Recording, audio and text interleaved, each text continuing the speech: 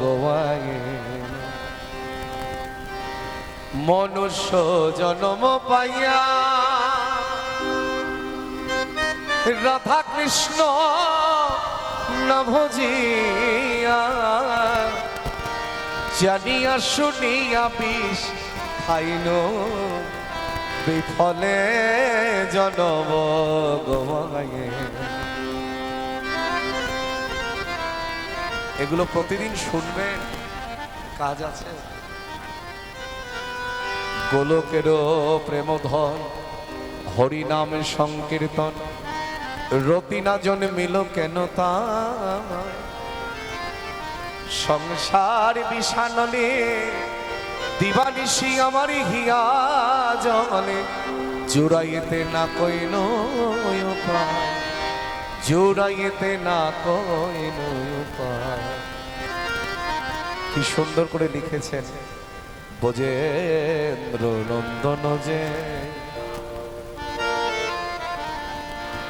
শচীসুত হলো সে আবার বলরাম হইল নিতাই।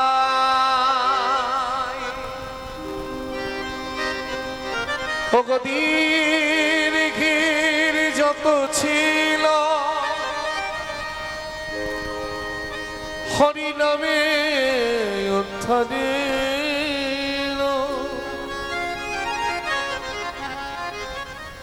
তার সাক্ষী জগায়ার মাথায়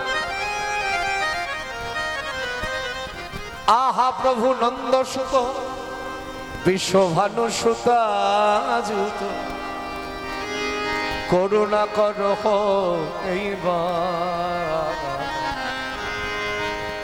নরোত্তম দাস কয় না ঠেলিও রাঙা পায় প্রভু তোমাবে না কে আছে আমার।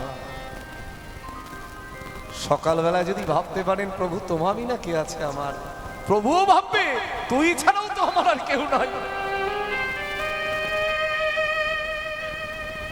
আর যদি সব ভোগ করবার পরে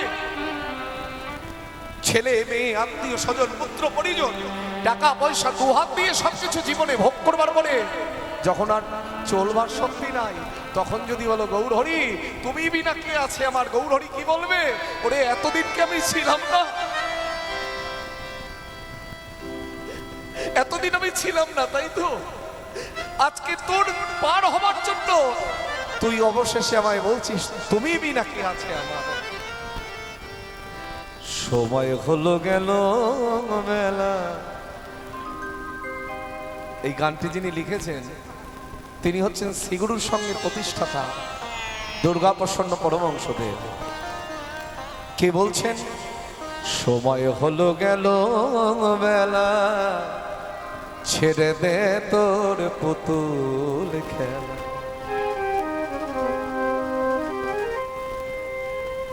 মানেটা বুঝেছে? আমরা এই রঙ্গমঞ্চে সংসার মঞ্চে সারাদিন পুতুল খেলার মতন অভিনয় করে চলেছি। ছেলে ডাকছে বাবা, মেয়ে ডাকছে মা, আবার মা বাবাও ডাকছে ছেলে মেয়েকে তুই আমার পুত্র তুই আমার কন্যা। কিন্তু এটা তো অভিনয়। কেউ সেজেছি মা, কেউ সেজেছি বাবা, কেউ সেজেছি পুত্র, কেউ সেজেছি কন্যা। যেদিন অভিনয় শেষ হয়ে যাবে সেদিন দেখবেন কাকস্য পরিবেদনা ছাড়া আর কিছু রইবে না। তাই এই পুতুল খেলা ছেড়ে আমাদের একদিন ছুটি তো নিতেই হবে বাবা। কিন্তু যদি আগে নেই তাহলে তার ঘরে আগে পৌঁছাতে পারবো। আর যদি পরে গিয়ে নাম লেখাই, যদি কেউ ডাক্তার দেখাতে যান, যে আগে নাম লেখাবে তার চিকিৎসা আগে হবে। আর যদি কেউ 50 জনের পরে গিয়ে নাম লেখায়, সারাদিন বসে থাকতে হবে। কখন আপনার সিরিয়াল আসবে তার ঘরে? ঠিক তদ্রুপ জাগতিক জগতের রোগ হলে যেমন জাগতিক জগতের ডাক্তারের কাছে যেতে হয়, পরমার্থিক জগতের ভব ব্যাধি সারাতে গেলে সকাল সকাল আমার গৌর গোবিন্দ ডাক্তারের কাছে গিয়ে নাম লেখাতে হবে। সময় হলো গেল বেলা, ছেড়ে দে তোর পুতুল খেলা, শেষে কুল পাবি না করলে খেলা। শেষে কুল পাবি না করলে খেলা, শেষে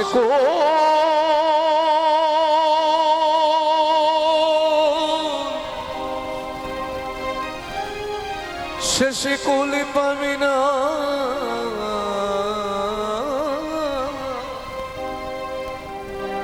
তোকে বাজাতে বলছে বাবা গানটা। শেষে কুল পাবি না করলে খেলা,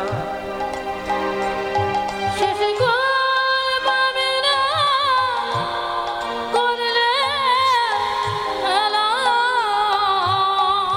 খাটে রইবে না তরি ঘটে রইবে না তোরি, আয় তরা করি। ও গুরু ডাকের বসে আর ঘাটাতে আই তারা করি। ও গুরু ডাকেন বসে পর ঘাটেতে আয় তোরা করি। দিন দুঃখী তুচ্ছ যারা, ভবে যারা সর্বহারা, দীন দুঃখী তুচ্ছ যারা, ভবে যারা সর্বহারা, বলি সময় থাকতে ওই ডাকেতে দাও গো সারা। গুরু রায় ডাকে দে দাও গো সারা, গুরুর ওই ডাকেতে দাও গো সারা, যদি দিতে চাও পারি, যদি যদি দিতে চাও পারি, বলে আয় তরা করি। ও গুরু হরি হরি বল, হরি বল। ডাকের বসে আর ঘাটাতে আই তারা করি। সুসময় না সারা দিলে, সুযোগ গেলে আর গেলে, বাবা সুসময় না সারা দিলে, সুযোগ গেলে আর কি মেলে, ভব বৈতরণী পার হইলে, ভাবাবাই তননি পার খাইলে, চলো ওই চরণ ধরে, চলো চলো ওই চরণ ধরি, বলে আয় তরা করি। ও গুরু ডাকের বসে আর ঘাটাতে আই তারা করি। ও গুরু ডাকেন বসে পর ঘাটেতে আয় তোরা করি। পালকি সেখানেই রেখে লালা ছুটতে ছুটতে সে নিজের ঘরে প্রবেশ করেনি, আঙিনার মধ্যে, আঙিনা মানে উঠানের মধ্যে গড়াগড়ি যাচ্ছে। আর লালার ওই যে পালিতা কন্যা সুমতি বলছো বাবা, আহা হা সন্ধ্যা হয়ে গেল, আর এই সন্ধ্যা বেলায় ধুলার মধ্যে তুমি গড়াগড়ি যাচ্ছ। বেলা যে যায়, স্নান করবে কখন আর খাবেই বা কখন। সুমতি রে, আসার সময় রজকন্যা তার বাবাকে ডেকে বলল, বেলা যে যায়, আবার ঘরে ফিরে আসার পরে তুই আমায় একই কথা বলছিস। বেলা যে যায়, কারোর যদি জীবনের বেলা চলে যায়, তার কি স্নান করবার কথা মনে থাকে নাকি খাবারের কথা মনে থাকে? ও বাবা, শেষের দিনে আমাদের স্নান করবার কথা মনে থাকবে নাকি খাবারের কথা মনে থাকবে? সুমতি বলছে, বাবা তোমার কি হয়েছে বলো তো? আমি তো তোমার সেই বেলার কথা বলি নাই, আমি সেই বেলার কথা বলেছি যে বেলায় প্রতিদিন সূর্য উদিত হয়, আবার প্রতিদিন সূর্য অস্ত চলে। সুমতি রে, আমারও যে জীবনের সূর্য অস্ত চলে যাবার পথে, তাই আমি আর এই ঘরে থাকবো না মা। কিন্তু তুমি কোথায় যাবে? আমি যাব মধুময় শ্রীধাম বৃন্দাবনে। কিন্তু এই বেশে গেলে তো হবে না, তুই আমায় সাজিয়ে দিবি একটু। আমি যাব রে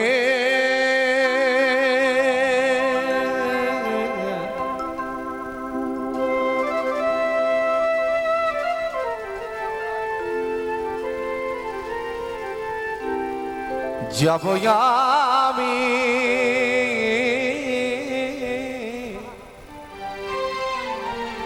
যাব কৃষ্ণ ভজনে,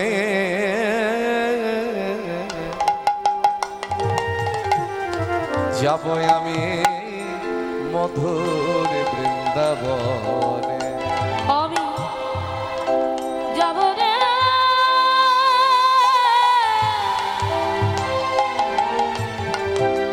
যাব আমি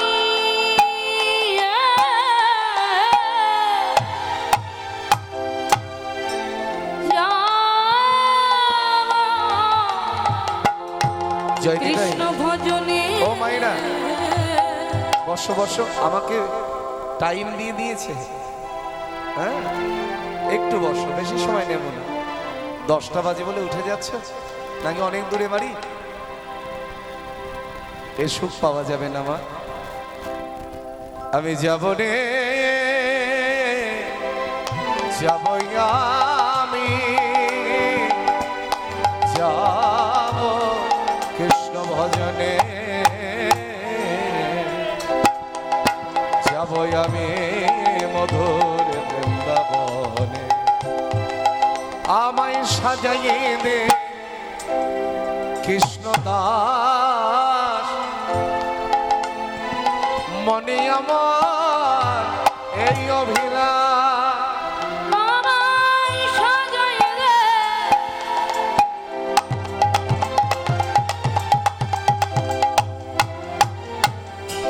আমায় কৃষ্ণ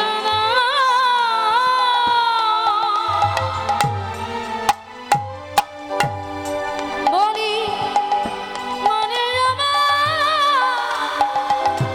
এই অভিলাষ। হবে বৃন্দাবনে বাস, যাব বৃন্দাবনে। বলি হবে বৃন্দাবনে বাস, যাব বৃন্দাবনে। নালাই ঘরে আর থাকব না রে। নানা এ ঘরে যান থাকবো না রে। আমি বৃন্দাবনে চলে যাব, এ ঘরে আর থাকব না। আমি বৃন্দাবনে চলে যাব, নালাই ঘরে আর থাকব না। আমি বৃন্দাবনে চলে যাব, এ ঘরে আর থাকব না রে। বৃন্দাবনে চলে যাব, এ ঘরে যান থাকবো না রে। আমার সবে কিছু ছেড়ে যাব, বৃন্দাবনে চলে আমি। বলি রইল সাধের জমিদারি, রইল রে খাতারি। এবার ওই কৃষ্ণদাসের বেশে সেজে জমিদার লালা কোথায় মুর্শিদাবাদের কান্দি আর কোথায় বৃন্দাবন, এতটা পথ পায়ে হেঁটে গেছে। আপনাকে আমাকে যদি কেউ 10 কিলোমিটার পথ হেঁটে যেতে বলে, তাই আমরা পারবো না। আর কোথায় মুর্শিদাবাদের কান্দি আর কোথায় বৃন্দাবন ভাবুন। সে কৃপা পাবে না, পাবো কি আমি? কোনো দিন হয়তো জমিদারের খাওয়াও জোটে, বৃন্দাবনে এসে ভাগ্যবতী যমুনা মাইকে দর্শন করে, যমুনা প্রণাম করে, রাধাকুণ্ড শ্যামকুণ্ড, কিবোর্ডটা একটু আউটপুটটা বানাও, রাধাকুণ্ড শ্যামকুণ্ড গিরি গোবর্ধন প্রদক্ষিণ করে বৃন্দাবনে টেকে গেছেন। একটিবার হাত তুলুন তো দেখি। এগুলো দর্শন করেছেন না যেগুলো বলছি? রাধাকুণ্ড শ্যামকুণ্ড গিরি গোবর্ধন পরিক্রমা, গিরিরাজ পরিক্রমা হয়। এবার গিরিরাজ পরিক্রমা করে গোবিন্দকুণ্ডের তটে এসে বসেছে, বালি দিয়ে বালির বালিশ তৈরি করছে।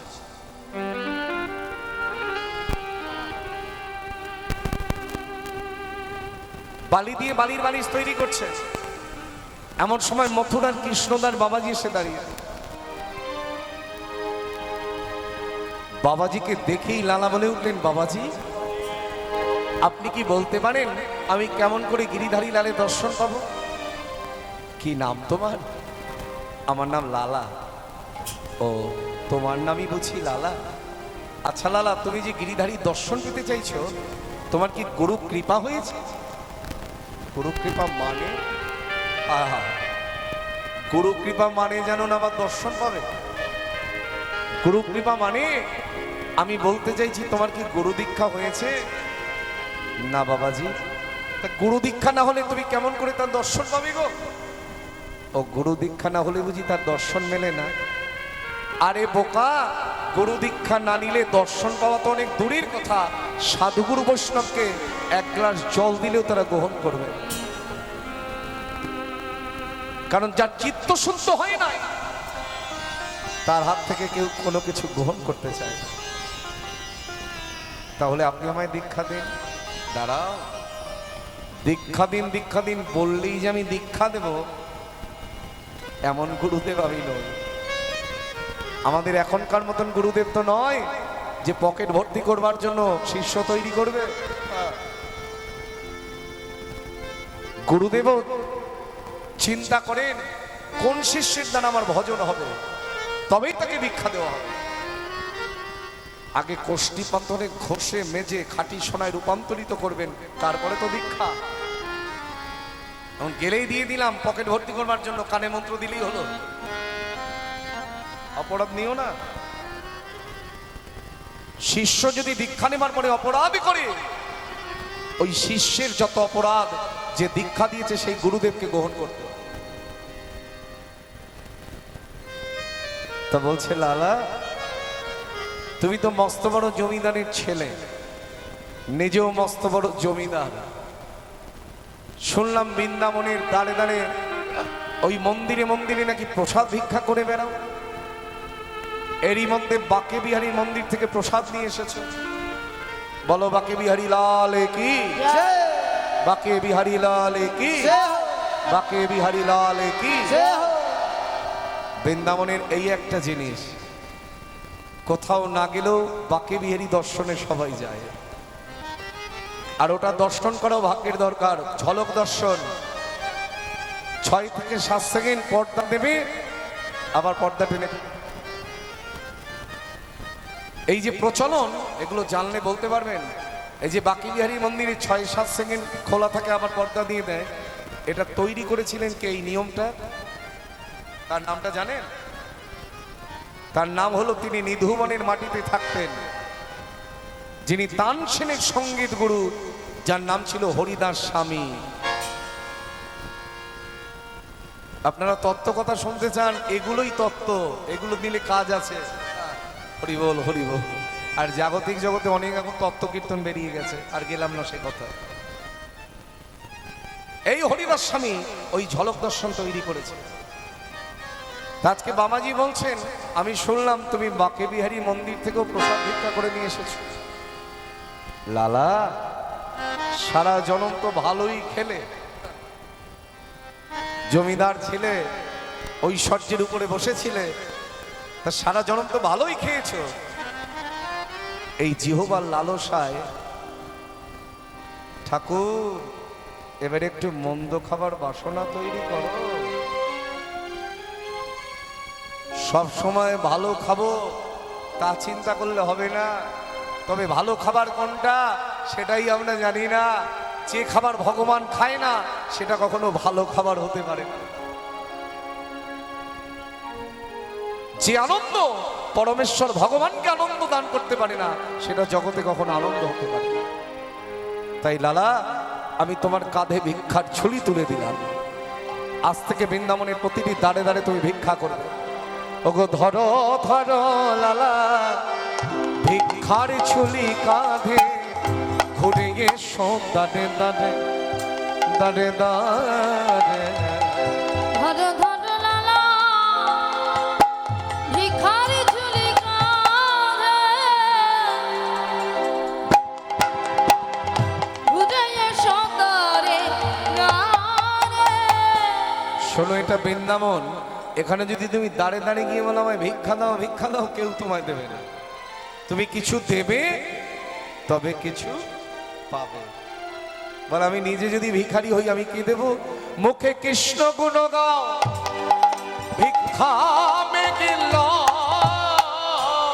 মুখে কৃষ্ণ গুণ গাও, ভিক্ষা মেঘে লও। আবার কৃষ্ণ পদ করসার, কৃষ্ণ পদ করসার। মুখে কৃষ্ণ গুণ গাও, ভিক্ষা মেঘে লও। কৃষ্ণ পদ করো সার, কৃষ্ণ পদ করো সার। শোনো, কোনো দ্বার যেন বাকি না থাকে, তাহলে কিন্তু গুরু কৃপা হবে না। বৃন্দাবনের কোনো দ্বার যেন বাকি না থাকে। প্রতি দ্বারে দ্বারে ভিক্ষা মেঘে আনো প্রতি। দাঁড়ে দাঁড়ে ভিক্ষা মেঘে আনো। মুখে কৃষ্ণ গুণ, কৃষ্ণ গুণ গান গেয়ে মতি। দাঁড়ে দাঁড়ে ভিক্ষা মেঘে আনো। মুখে কৃষ্ণ গুণ গান গেয়ে প্রতি দাঁড়িয়ে দাঁড়িয়ে ভিক্ষা মেঘে আনো। কৃষ্ণ গুণগান গেয়ে, দাঁড়ে দাঁড়ে ভিক্ষা মেঘে আনো। কৃষ্ণ গুণগান গেয়ে, প্রতি দাঁড়ে দাঁড়ে ভিক্ষা মেঘে আনো। যার এক বছরে 52,36,000 টাকা রোজগার, বর্তমান দিনে না 500 বছর আগে, সে যদি বৃন্দাবনের দানে দানে ভিক্ষা করে বেড়ায়, তার স্ত্রী পুত্রের দশা কেমন হবে? এরই মধ্যে লালার স্ত্রী আর পুত্র দুজন এসেছে লালাকে ঘরে ফিরিয়ে নিয়ে যাবার জন্য। এসে দেখছেন এত বড় জমিদার দ্বাদশ অঙ্গে তিলক করে, কণ্ঠে তুলসীর মালা পরে, ললাটে তিলক নিয়ে কৃষ্ণ প্রেম ভিক্ষা করে বেড়াচ্ছেন দাঁড়ে দাঁড়ে। লালার স্ত্রী কাত্যায়নী বলছে, স্বামী তোমার কিসের অভাব? কাত্যায়নী, জীবনে আমার কোনো কিছুর অভাব ছিল না, অভাব ছিল একটাই, সেটা হলো কৃষ্ণ প্রেম ভক্তির অভাব। যে কৃষ্ণ প্রেম ভক্তি পাবার জন্য আমি বৃন্দাবনের মাটিতে এসে আমার স্বভাবটা নষ্ট করে ফেলেছিল। লালার পুত্র নারায়ণ বলছে, বাবা গো, তুমি আর ঘরে যাবে না বাবা? ও নারায়ণ, কাঁদছিস কেন বাবা? যদি কেউ আসল ঘরের সন্ধান পায়, সে কখনো নকল ঘরে আর যেতে চায়? কি বুঝলেন? লালা বলছে তার ছেলেকে, কাঁদিস না রে বাবা, আমি আজকের আসল ঘরের আসল মানুষের সন্ধান পেয়েছি, আমি কেন নকল ঘরে যাব? বাবা, তুমি যদি নকল ঘরে না যাও, আমরাই বা কেন আর নকল ঘরে যাব? আমি তোমায় কি বলি জানো বাবা, তোমার তো এত বিপুল অর্থ ঐশ্বর্য, সেই অর্থ দিয়ে তুমি বৃন্দাবনের মাটিতে একটা মন্দির প্রতিষ্ঠা করো। যখন যাবেই না, সেই মন্দিরের মধ্যে বিগ্রহ প্রতিষ্ঠা করবে, আর সেই বিগ্রহের নিত্য সেবা তুমি দান করবে। লালা বলছে, নারায়ণ, আমি যে প্রতিজ্ঞা করেছি জীবনের কোনোদিন আমার হাত দুটো দিয়ে অর্থ স্পর্শ করব না, তাই যতদিন মন্দির নির্মাণ না হয় তুই নিজের হাত দিয়ে একটু করে রেখে যাব। তৎকালীন দিনে 25 লক্ষ টাকা ব্যয় করে শ্রীধাম বৃন্দাবনের মাটিতে লালাবাবুর মন্দির প্রতিষ্ঠিত হলো। গেছেন না লালাবাবুর মন্দির? দেখেছেন না? নিদুমানের কাছাকাছি লালাবাবুর মন্দিরের পাশে জগৎ শেঠের মন্দির, তার পাশেই হচ্ছে সোনার তাল গাছ। এখনো তো সেই স্মৃতি জল করছে। 25 লক্ষ টাকা ব্যয় করে লালাবাবুর মন্দির প্রতিষ্ঠিত হলো। মন্দিরের মধ্যে বিগ্রহ প্রতিষ্ঠিত হলেন। লালাবাবুর সেবিত বিগ্রহের নাম হলো কৃষ্ণচন্দ্রমা। কিন্তু মন্দির প্রতিষ্ঠা পেয়েছে, বিগ্রহ নিজেও প্রতিষ্ঠিত হয়েছেন, কিন্তু লালার সেবার অধিকার প্রতিষ্ঠিত হয় না। কারণ বলুন কেন হয়নি? কেন মন্দির প্রতিষ্ঠা হলো, বিগ্রহ প্রতিষ্ঠা হলো, সেবার অধিকার প্রতিষ্ঠা হলো না কেন? তখনও যে তার গুরু কৃপা হয় না। আমি কেন আপনাদের জিজ্ঞাসা করছি জানেন? যে কতটা অন্তর দিয়ে আপনারা শুনছেন, তাই তখনও তার গুরু কৃপা হয় না। গুরু কৃপা না হলে কি করে সেবা করবে? সেবার অধিকার পাওয়া যায় না। আপনি যতই গুরু কৃপা ছাড়া তাকে দিতে যান, কিচ্ছু হবে না। ছুটে গেলেন মথুরার কৃষ্ণদের বাবাজির কাছে। ঠাকুর বলো না মোরে, কাদাইছ কেন, করিছ কেন ছলনা? বলো না মোরে, কাঁদাইছ কেন, করিছ কেন ছলনা? ঠাকুরি বলো না মোরে, কাদাইছ কেন, করিছ কেন